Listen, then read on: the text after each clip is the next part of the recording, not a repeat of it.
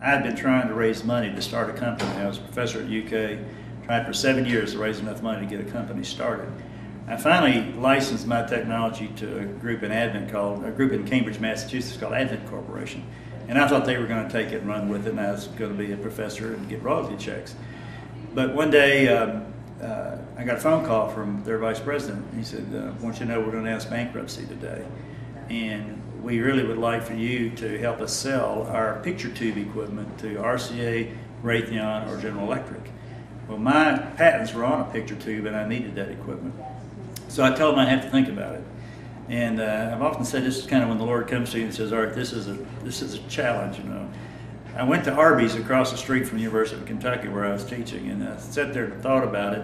And I realized that the only way I'm going to keep this dream alive is to take control of this situation. And interest rates were 22%, this was in 1982. I went back and I called Tom and I said, you know, if we sell that equipment off to those groups, they'll just strip it, because projection television was the area of invention and it wasn't a big market at that time. And they'll just sell that equipment and my chances are dead.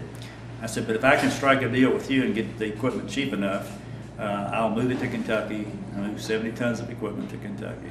I'll set up a picture tube factory, which I had to do in about 3 months, and I'll make picture tubes for you all.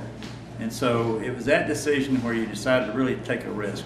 I had tenure at the University of Kentucky, job security for life. Fortunately, I had a wife who understood and was willing to take the risk as well.